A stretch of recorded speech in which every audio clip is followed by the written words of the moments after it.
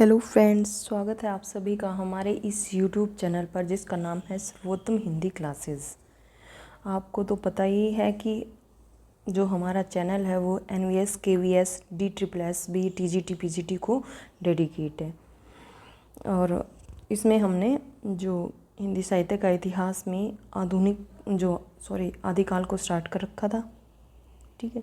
और उसमें हमने जो मेनली सारे ग्रंथ वगैरह सब कुछ कर लिया है। अब हम विद्वानों के, जो मैंने बोला था कि विभिन्न विद्वानों ने जो नामकरण और काल विभाजन किया है वो इकट्ठा लेके आऊँगी मैं, ठीक है।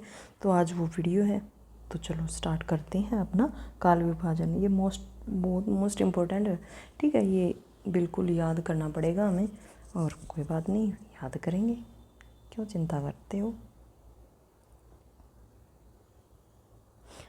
ये है शुरू में देखो, विद्वानों ने जिन विद्वानों ने काल विभाजन का प्रयास किया था, ठीक है, वहाँ से जैसे ग्रियर्सन ने स्टार्टिंग की थी, ठीक है। काल विभाजन करने का जो प्रथम प्रयास था वो ग्रियर्सन द्वारा किया गया था, ठीक है।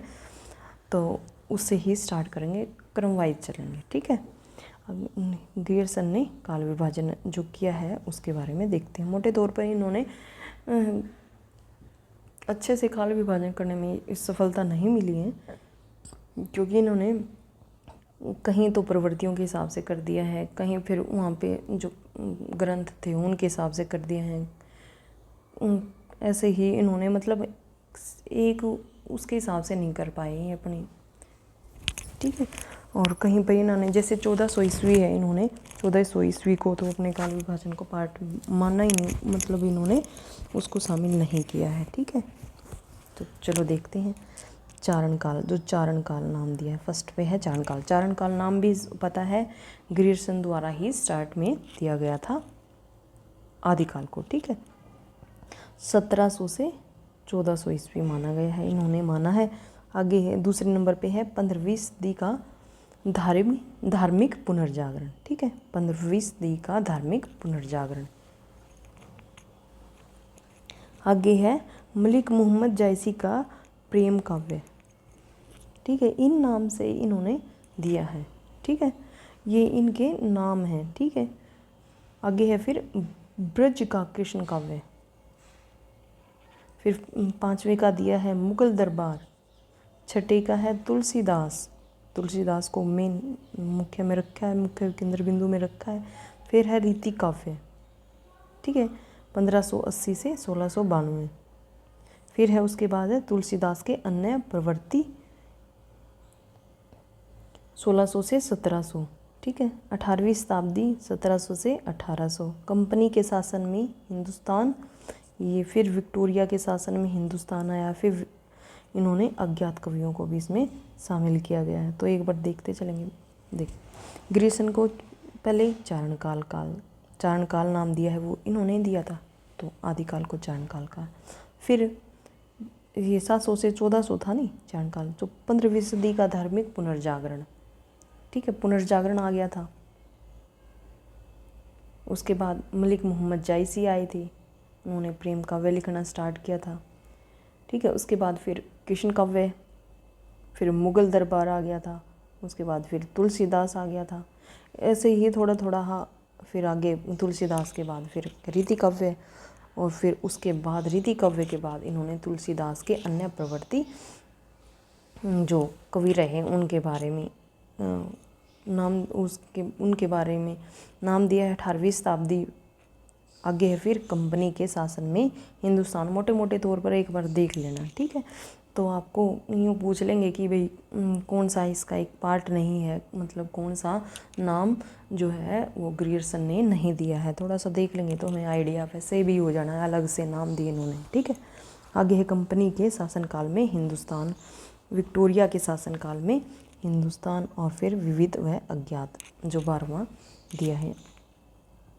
तो इसमें जो विद्वानों ने इसके बारे में कहा है, ठीक है, एक तो इन्होंने प्रत्येक अध्याय एक कालखंड को जो इसका प्रत्येक अध्याय काफ़ी बड़ा है, विस्तृत है इसका, ठीक है।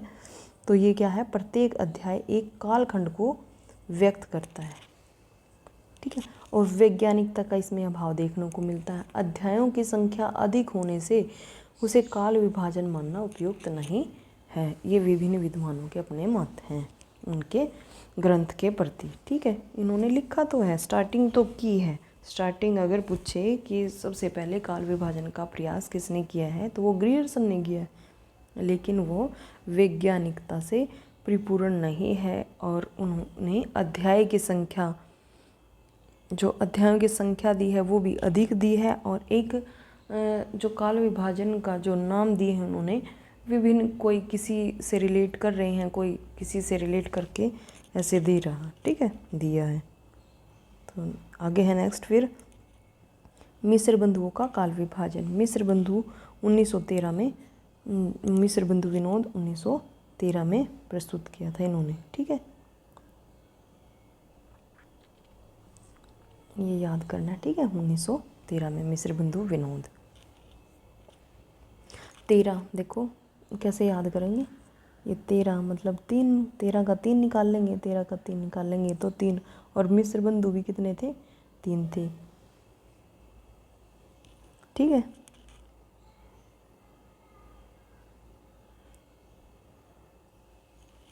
आगे है फिर इन्होंने का जो काल विभाजन किया है उसके बारे में देखते हैं। आरंभिक काल, आरंभिक काल को इन्होंने 2 भागों में बांटा है, ठीक है। आरंभिक काल को 2 भागों में बांटा है, पूर्व आरंभिक काल और उत्तर आरंभिक काल, ठीक है। पूर्व आरंभिक काल है वो है 700 से 1343 तक, और जो उत्तर आरंभिक काल है वो 1344 से 1343 पे ये ख़त्म हो गया, फिर 1344 से 1444 तक, ठीक है। ये रहा है आरंभिक काल। 700 से कुल मिला के 700 से 1444 तक, ठीक है। 700 से 1444 तक आरंभिक काल माना है, ठीक है, मिस्र बंधुओं ने। सेकंड है फिर माध्यमिक काल। माध्यमिक काल को भी 2 भागों में इन्होंने बांटा है, पूर्व माध्यमिक काल और प्रौढ़ माध्यमिक काल। इसमें तो उत्तर है, इसमें उत्तर प्रारंभिक काल का है, लेकिन इसमें प्रौढ़ का है, ठीक है। ये माना है 1445 से 1680 तक, ठीक है। जो पूर्व माध्यमिक काल है वो 1445 से 1560 तक, और फिर ये प्रौढ़ माध्यमिक काल है ये 1561 से 1680 तक ये माना है, ठीक है। ये मतलब देखो याद हमने क्या रखना है, मेन इसमें याद करनी है सिर्फ ये पॉइंट, ठीक है। ये जो ये काल विभाजन है ना, ये याद करना है मेनली, ठीक है। और एक स्टार्टिंग वाला, जैसे इनके जो स्टार्टिंग और एंडिंग है थोड़ा थोड़ा ये देख लेंगे। वैसे मिस्र बंधुओं का सिर्फ ये ही पोर्शन पूछा जाता है, ठीक है। तो ठीक है, नेक्स्ट है फिर अलंकृत काल।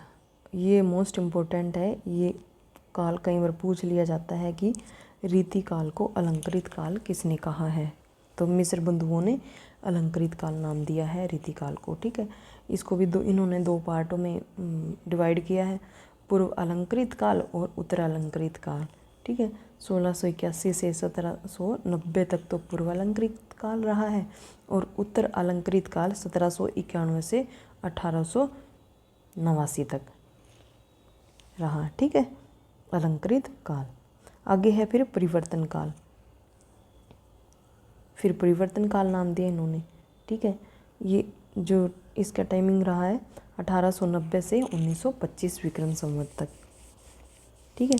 और वर्तमान काल फिर जो 1926 से अब तक वर्तमान काल नाम इन्होंने दिया है, 1926 से अब तक। परिवर्तन काल 1890 से 1925 तक, ठीक है। तो ऐसे ये जो काल विभाजन है मिस्र बंधुओं ने किया है, इसका सिर्फ आरंभिक काल, फिर माध्यमिक काल कहा इन्हें, फिर अलंकृत काल कहा, फिर परिवर्तन काल, फिर वर्तमान काल।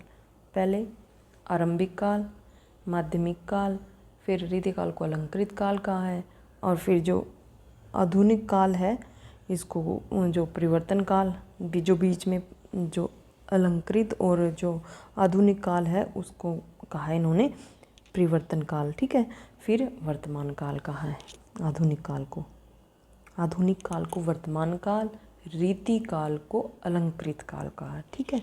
और जो इनके बीच का काल है उसको परिवर्तन काल कहा है। नेक्स्ट है फिर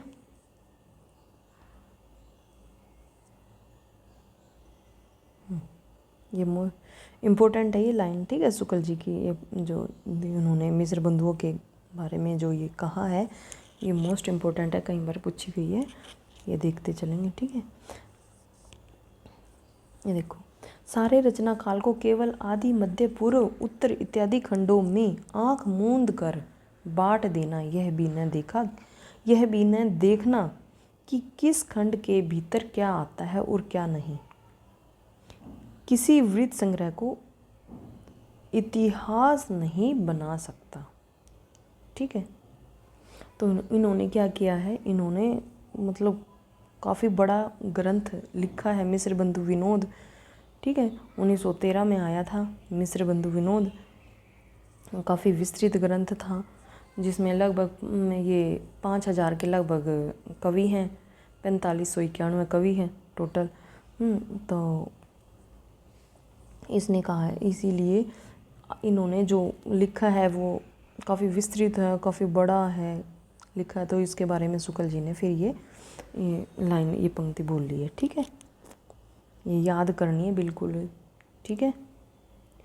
तो देखो शुक्ल जी ने आंखें जो वो कैसे रिलेट करेंगे, ठीक है। इन्होंने मिस्र बंधुओं को परिश्रम संकलन करता भी कहा है, ये भी याद करना है, ठीक है। तो इन्होंने देख मिस्र बंधुओं को क्या, उन्होंने आंखें मूंद कर काल विभाजन किया है, ठीक है। शुक्ल जी ने मिस्र बंधुओं के बारे में कहा है कि उन्होंने आंखें मूंद कर काल विभाजन किया है। आगे है रामचंद्र शुक्ल जी का, इन्होंने दोहरा नामकरण दिया है, ठीक है। दोहरा नामकरण मतलब एक बार तो जैसे इन्होंने दिया था उसको विद्वानों ने ज़्यादा स्वीकार नहीं किया, उसमें ऑब्जेक्शन हुई, ठीक है। तो मतभेद हुए काफ़ी विद्वानों के, फिर दोबारा इन्होंने काल विभाजन किया था। तो दोहरा नामकरण दिया है वो रामचंद्र शुक्ल जी ने दिया है। इन्होंने वीर गाथा काल कहा है आदि काल को, ठीक है, ये जो फर्स्ट टाइम दिया था, ठीक है। और ये जो सेकंड टाइम दिया है, ठीक है। जो अब मान्य है वो है ये, ठीक है। ये है फर्स्ट और ये है सेकंड, ठीक है। वीर गाथा काल आदिकाल को कहा है, जिसकी समय सीमा 1050 से 1375 विक्रम संवत तक। भक्ति काल है, ठीक है। भक्ति काल को पूर्व मध्य काल का है, भक्ति काल को पूर्व मध्य काल का है, 1375 से 1700 तक, ठीक है। रीति काल को 1700 से 1900 तक माना है और इसका नाम उत्तर मध्य काल दिया है रीति काल का। भक्ति काल का तो पूर्व मध्य काल और रीति काल का उत्तर मध्य काल नाम दिया है, ठीक है। इनको मान लो मध्य काल, ठीक है। मध्य काल के दो पार्टों में डिवाइड कर दिया गया है, भक्ति काल और रीति काल को पूर्व मध्य काल और उत्तर मध्य काल नाम से, ठीक है। आगे है फिर गद्य काल का है, इन्होंने गद्य काल को फिर आधुनिक काल नाम दिया है ना, 1900 से 1984 तक, ठीक है। तो कई बार पूछ लिया गया है कि दोहरा नामकरण किसने दिया है, रामचंद्र शुक्ल जी ने दिया है, ठीक है। इसके काल विभाजन को के दो आधार रहे हैं, ठीक है। एक तो प्रधान प्रवृत्तियों के आधार पर इन्होंने काल विभाजन का प्रयास किया है और दूसरा ग्रंथों की प्रसिद्धि के आधार पर काल विभाजन किया गया। हमने देखा था कि 12 ग्रंथों को लेकर तो इन्होंने जो आदिकाल का नामकरण किया था और उसमें से बहुत सारी तो अप्रमाणिक है और एक प्रधान प्रवृत्तियों के आधार पर, क्योंकि वीर गाथा काल जो नाम दिया है वो प्रधान प्रवृत्ति के हिसाब से दिया था, क्योंकि इसमें जो वीरत्व के गुण थे वो देखने को मिलते थे आदिकाल में, ठीक है। आगे है फिर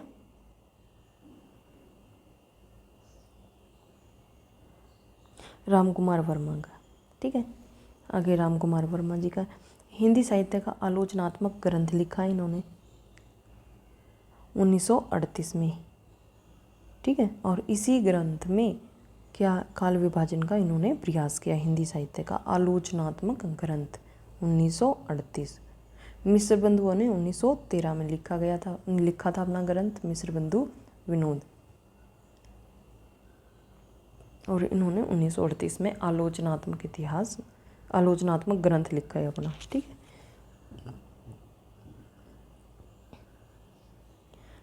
इसने जो काल विभाजन किया है वो किया है, देखते हैं।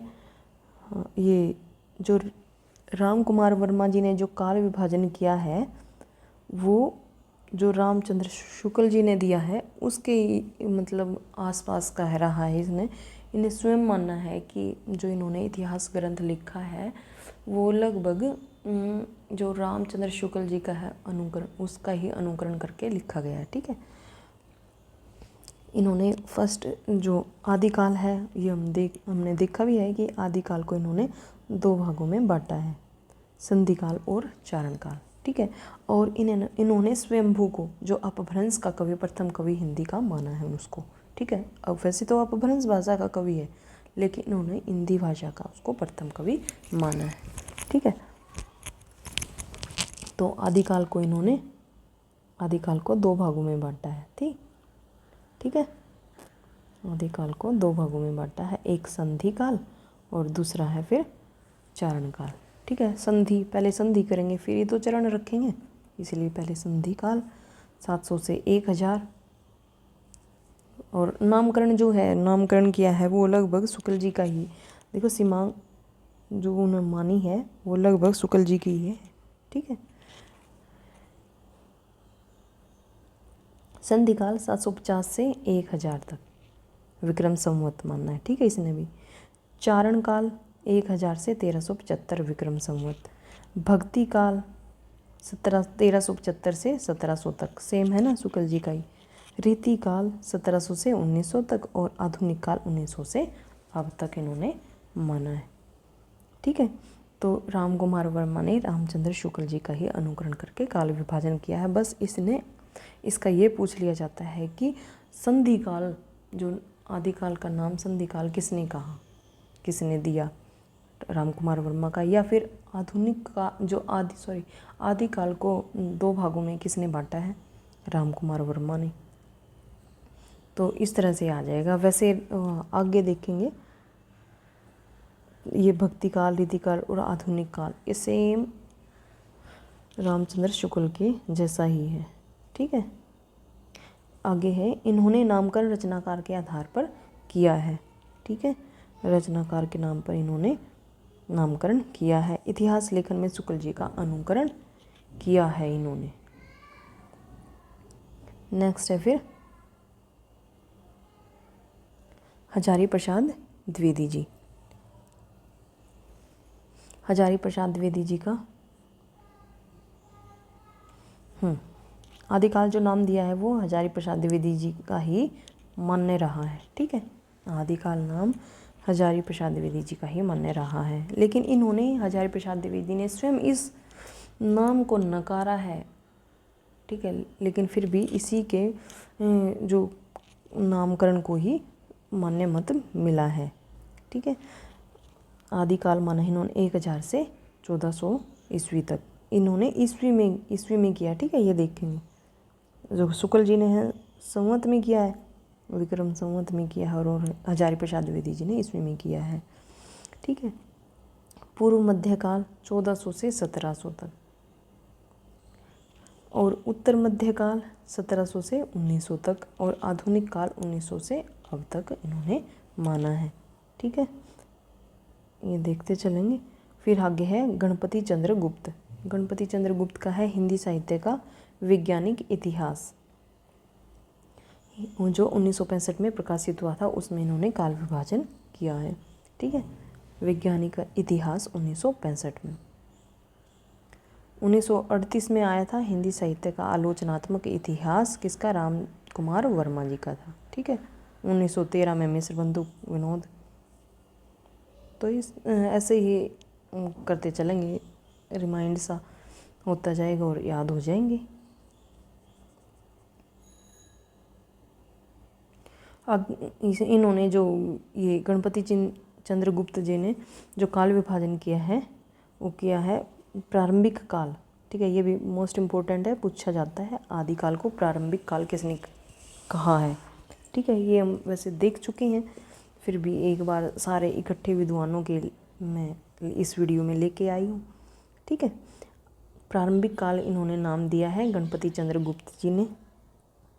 1184 से 1350 को प्रारंभिक काल कहा है। मध्यकाल को 2 भागों में बांटा है, पूर्व मध्यकाल और उत्तर मध्यकाल। ठीक है, पूर्व मध्यकाल और उत्तर मध्यकाल। इन्होंने देखो मध्यकाल को, ठीक है, मध्यकाल में जो ये पूर्व मध्यकाल है वो इसकी दिख 1350 से 1500 तक यानी कि भक्ति काल है। ठीक है, और उत्तर मध्यकाल यानी कि रीतिकाल है 1500 से 1857 तक। ठीक है, आगे है फिर आधुनिक काल। आधुनिक काल 1857 से 1965 ईस्वी तक इन्होंने माना है, क्योंकि इतिहास ग्रंथ इसका जो लिखा गया 1965 तक, 1965 में लिखा गया था। ठीक है, इन्होंने कहा कि प्रारंभिक काल व मध्यकाल में 3 प्रकार का काव्य मिलता है। प्रारंभिक काल और मध्यकाल में 3 प्रकार का काव्य इन्होंने माना है। एक तो धर्माश्रित, एक राज्याश्रित और एक लोकाश्रित। ये 3 काव्य ये भी पूछ लिए जाते हैं कि ये इन नामों से काल विभाजन किसने किया है, या इस प्रकार का काव्य किन्होंने माना है। ठीक है, ये भी हमने एक बार देख लिया है। नेक्स्ट है फिर डॉक्टर नगेंद्र। ये थोड़ी क्लियर नहीं है, बाकी दिखाई सारा दे रहा है। ठीक है, कोई बात नहीं, देख लेंगे ऐसे ही। आगे है आदिकाल। आदिकाल है नगेंद्र जी ने जो आदिकाल माना है वो 650 से 1350 तक। ठीक है, इन्होंने नगेंद्र जी का वो जो इन्होंने नगेंद्र जी ने माना है वो लर्न करने में प्रॉब्लम ना हो, इसीलिए ऐसा मानना है। ठीक है, 650 से 1350, 50 इन्होंने पीछे लगाया है। ठीक है, इसी याद करने के हिसाब से इन्होंने, ताकि मतलब दिक्कत ना हो, इस वजह से इन्होंने बोलते हैं लगाया है। ठीक है, नेक्स्ट है फिर भक्ति काल। भक्ति काल को 1350 से 1650 तक, रीतिकाल 1650 से 1850 तक और आधुनिक काल 1850 से अब तक इन्होंने माना है। ठीक है, आगे है फिर नगेंद्र। नगेंद्र जी ने माना है कि सिद्ध साहित्य से नाथ साहित्य का विकास हुआ है और नाथ साहित्य से भक्तिकालीन संत काव्य का प्रादुर्भाव हुआ, जिसके प्रमुख कवि कबीर हैं। ठीक है, और ऐसे ही एक परिभाषा दी है हजारी प्रसाद द्विवेदी जी ने। संत साहित्य सिद्धों व नाथों की प्रवृत्तियों का विभाजन है। ठीक है,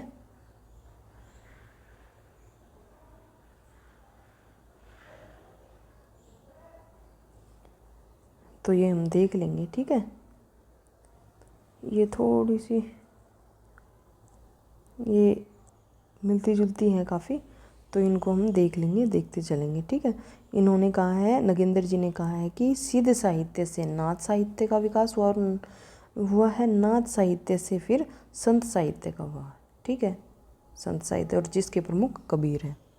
सिद्ध से नाथ और नाथ से संत इन्होंने माना है। और हजारी प्रसाद द्विवेदी जी ने कहा है संत साहित्य सिद्धों और नाथों की प्रवृत्तियों का विकास, ये विभाजन नहीं है, ये विकास है। ठीक है, ये मिस्टेक हो गया यहाँ, विकास है।